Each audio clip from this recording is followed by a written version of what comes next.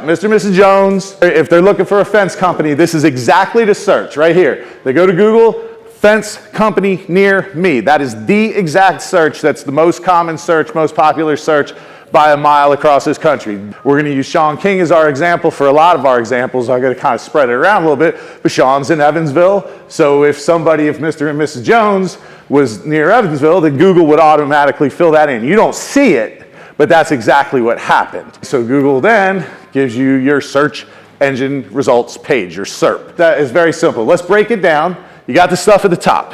Most people know this, I know this, but we're gonna dig into some stuff you don't know. 10% to 15% of all the clicks will click on the paid ads. 10 to 15%. But the traffic is enormous. So 10 to 15% of a big number is still a pretty darn big number. But you guys should know that the paid ads up top only get about 10 to 15% of all the clicks. About 50% of the clicks go in here in this map search area. Now there's a lot of names for this. Google Local, Local Search, Google Map Search, Google Map Pack. It's because Google can't figure out what they wanted to call themselves. They've changed the name a bunch of times. And so it has a lot of different names, but regardless, 50% of all the traffic, this is up, by the way. When I did the first Mr. Fence Academy, that number was 30%. It's gone up dramatically over the years, but it's about 50% of all the traffic now. Finally, at the bottom here, something strange going on is that the organic rankings are still the majority of traffic, which is weird because that adds up to more than 100%. And I actually was a math major in college. I saw some people looking at me cross. That's because when people do a search, they will often click more than one link. So I might have clicked something from here, clicked something from here, clicked something from here. That's why you could get more than 100%. But the fact remains that most of the clicks happen down here. So let's deal with this one at a time. Paid ads, 10 to 15% all traffic. There are some awesome strengths, but there are also some real weaknesses. So some of the strengths, guaranteed traffic, right? You take out a Google ad, you are going to get traffic. If they click, you pay. If they don't click, you don't pay. It's pretty good. It works out for me, right? Motivated audience. We know those are ads. When you click on an ad, when somebody clicks on an ad, they know that it's an ad. So that mentality is basically they're raising their hand and say, hey, sell to me. I'll take that any day of the week, right? That's somebody, that is a motivated audience. Ads are online almost immediately. You don't have to wait. You set it up, even if you don't have any ad campaign at all, you've never taken ads, you can have an ad online in 24-ish hours, more or less, right? If you have run ads in the past and you have a campaign that's just sitting there and just they're off right now, you can flip those bad boys on and almost immediately. So that's quick, that happens fast. Super responsive to change. Tornado happens to blow through Evansville, like I saw recently, right? All of a sudden, Sean's got did you lose your fence to a tornado sale? Hurricane, I'm down in South Florida. We got all kinds of hurricane fence sales going on down there, repairs and things like that. So you can respond to stuff that happened with paid ads. So you can do multiple campaigns at the same time. You don't have to pick and choose one thing or another.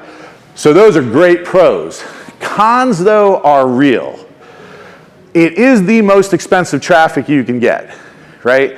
And when you overpay for anything, generally, over a long time, that's not really the best move. If you want to ultimately be and reach the highest level of success, you want to start relying less and less on paid ads. It's very, very common for newer companies, smaller companies, or companies that are intentionally trying to grow right now. It's like, you know what? It's time for us to turn up the heat right now. And it was actually mentioned by Sean a little bit earlier, there's no long-term benefit to this.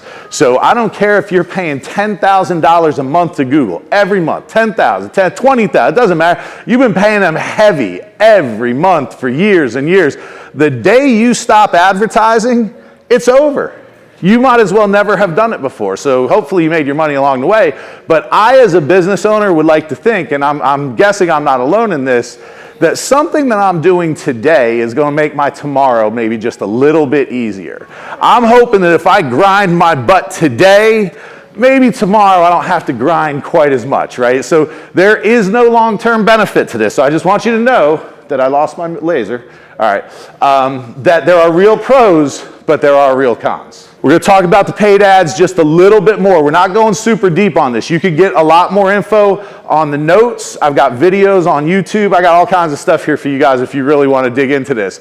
But again, I'm not saying for you to run your paid ads. I'm telling you, you need to hire somebody else so you pay attention to your business, but you also need to check people. If you don't know anything about this, then they can tell you any damn thing and you're going to believe it. How's it work?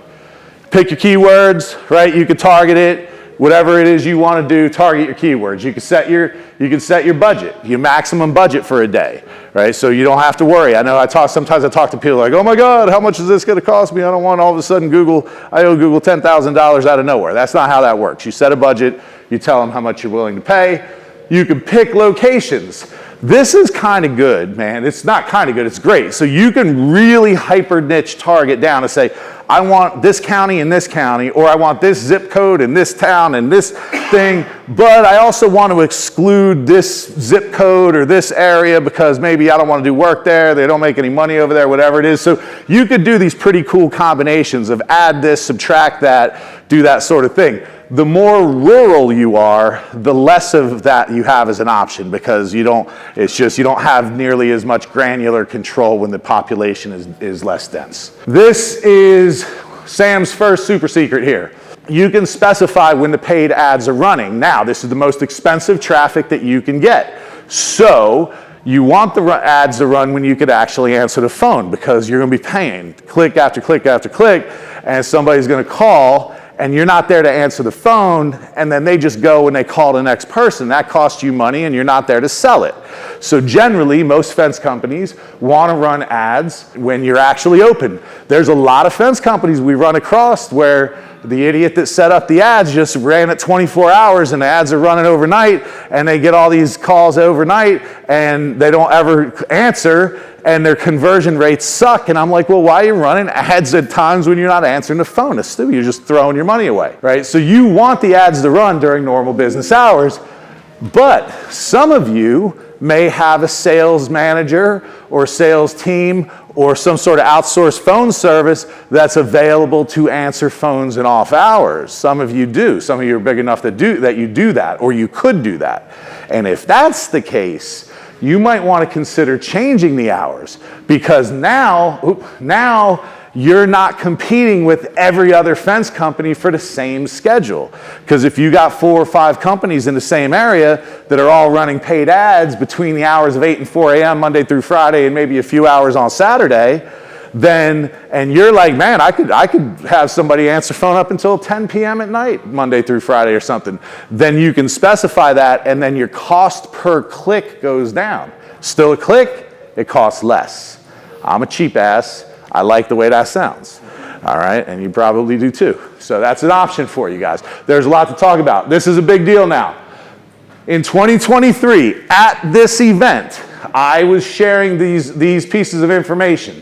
All right, about how much the cost per click was on average. People ask me about this stuff all the time. As a matter of fact, some of these numbers belong to Mark Olson, some of them. You don't know which ones, so I'm not giving away. But this is how much stuff costs. In 2024, you can see it went up from $3.43 per click on average nationwide to over $6 per click nationwide. Doubled. And in some areas of the country, it went up by over 3 times. That's a huge jump in a year. So if ads used to work really well for you and all of a sudden they're not working as well for you and you're like, yeah, but I even up my budget a little bit. If you didn't double your budget, you're probably not keeping up with the cost increase, just so you know. Then there's a conversion rate issue. And again, we have all this data. We know what the normal conversion rates were, but what has happened is at the same time that the ad rates have doubled, the conversion rates have dropped down in half. Now, for my math friend up here, we know that when you go double or triple in one direction and half in another direction, that's a bad situation going on here. So this may not be the best time to be running Google paid ads, although I do see a lot of reason to believe we're coming out of this. We're starting to see some success happen again that just a couple months ago we weren't seeing. But you better do a good job with it because it is expensive. So how do you win with paid ads? It's all about conversion rates. It's all about conversion rates. So you can do it this way. You can segment it out where you're like, hey, somebody's doing a search for wood fence in your area, right? In your area. So you make an ad that's about wood fence. I'm looking for wood fence. So my ad specifically talks about wood fence. Not just get a fence. They're looking for wood fence. Why don't you make an ad that talks specifically about wood fence? And at the same time, why don't you then, when they click, send them to the wood fence page? Right? Let's not play any games. They're looking for something. Let's give it to them. But it's amazing how few ad companies, ad agencies do it that way. Same thing with vinyl fence. You know, you could do, again, multiple campaigns. They search for vinyl fence, they should get a vinyl fence ad, and that should take them to the vinyl fence page. So no matter what it is, you can do it this way. You can say privacy fence, privacy fence, privacy fence page. Pool fence. I'm in South Florida. That's a big deal. There is not a single pool fence company in all of South Florida that in our area that has a pool fence page. It's ridiculous. All right, horse fence is a big deal for you. Then run a horse fence ad, take them to a horse fence page. Conversion rates go up. All of a sudden, the expensive Google ad rates maybe aren't so bad for you because your conversion rates can be so much better.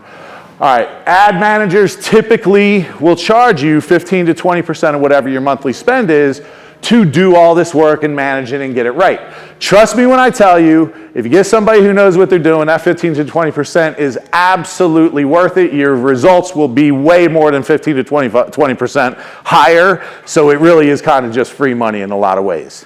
All we just talked about there were paid ads. Let's go on over here now. The map search.